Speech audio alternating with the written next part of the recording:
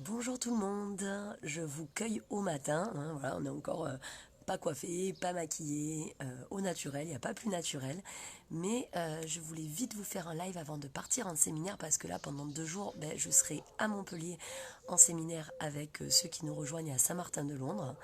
Mais je voulais vous faire un petit live par rapport au thème sur la gestion émotionnelle, sur la puissance émotionnelle, attention, je choisis mes mots, dont on a parlé cette semaine dans le groupe. Alors, je voulais juste rebondir sur quelques termes qui ont été utilisés. Je vois que les gens disent j'ai du mal à maîtriser mes émotions, j'ai du mal à contrôler mes émotions, j'ai du mal à gérer mes émotions. Tout ça, justement, c'est parce que vous voulez contrôler que vous avez du mal. C'est assez antithétique en fait. C'est plus vous allez vouloir être dans le contrôle, plus vous allez être submergé. Alors, n'hésitez pas à me faire un petit coucou si vous êtes en direct. Bonjour Elsa. N'hésitez pas, coucou Nathalie. N'hésitez pas à marquer hashtag replay si vous regardez en replay. Mais je vais vous faire une petite métaphore, en fait, une petite image pour vous faire vraiment comprendre le concept. En fait, dans les émotions, il n'y a pas d'émotions dites négatives. Ça, c'est déjà la première erreur. On ne parle pas d'émotions positives ou d'émotions négatives. On parle d'émotions agréables, joie, bonheur, éclat de rire, état de grâce, etc. On parle d'émotions agréables, amour, etc. Bonjour Mélissa. Et on parle d'émotions désagréables, c'est-à-dire que on n'aime pas trop les vivre à l'instant T. Bonjour Jean, comme par exemple la tristesse, la colère, la peur, etc. Mais ce sont quand même des émotions qui sont nécessaires, donc elles ne sont pas négatives, elles sont désagréables. Pourquoi j'insiste là-dessus? C'est parce que chaque émotion, qu'elle soit agréable ou désagréable, sont porteuses d'un message de changement pour nous.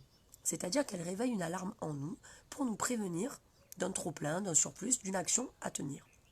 Or, là où nous, on se plante tous, c'est qu'on veut les gérer, les contrôler, les maîtriser, mais pas les écouter. C'est-à-dire que, ah putain, j'ai envie de pleurer, ah vite, j'ai contrôlé mes larmes, non, il faut pas que je pleure devant lui, c'est la honte, etc.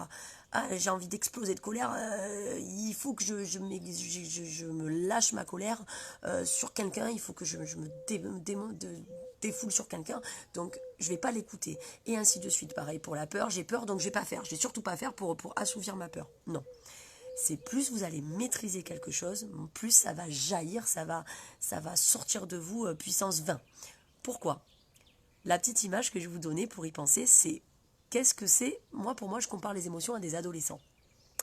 Alors pour les parents, un adolescent, qu'est-ce qu'on essaye de lui dire? Fais pas ci, fais pas ça, va pas là, va pas là-bas, ne sors pas. Donc on essaye de gérer son adolescent, de le contrôler. Et qu'est-ce qu'il fait l'adolescent quand on essaye de le contrôler?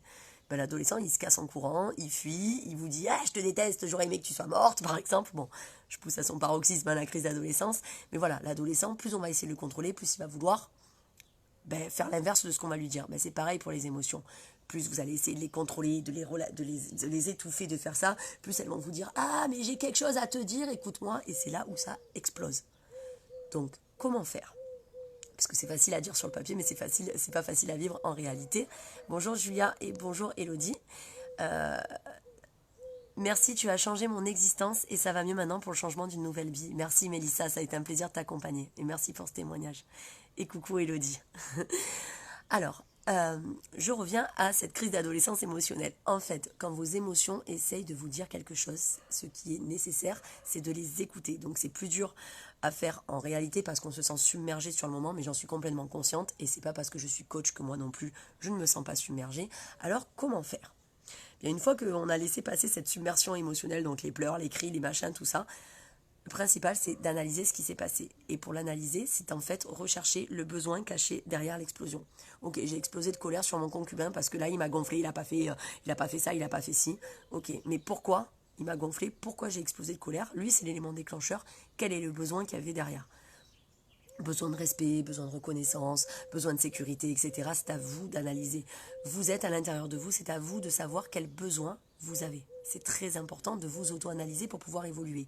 Si vous vous laissez subir les choses comme ça, vous avancerez jamais et vous resterez dans votre spirale, c'est-à-dire vous resterez dans le move tout le temps, et vous ne sortirez pas de ça pour vous analyser.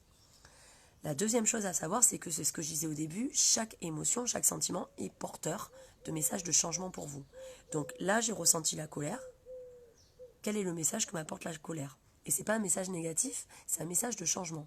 Bien par exemple, c'est prends soin de toi. Éloigne-toi des personnes toxiques. C'est ça en fait. Quel message de changement pour moi m'apporte l'émotion que je suis en train de ressentir. Ça, tout ça là, toute cette analyse, ça fait partie de ce que j'utilise dans la méthode des corps. Donc, si vous voulez déjà en parler sur un tout petit rendez-vous, on peut en discuter, ça engage à rien, c'est totalement gratuit, mais si vous êtes vraiment submergé sur le plan émotionnel, et j'ai vu qu'il y avait beaucoup de gens qui en pâtissaient de cette submersion émotionnelle parce que ça empêche vraiment d'atteindre des objectifs, voire de s'imposer dans le bon sens du terme, c'est-à-dire d'être soi à 100%, n'hésitez pas à venir me parler en message privé et on verra pendant 15 minutes l'aide que je peux vous apporter. Sur ce, je vous souhaite un très beau week-end, je vais m'habiller et je fonce à mon séminaire. Bye bye.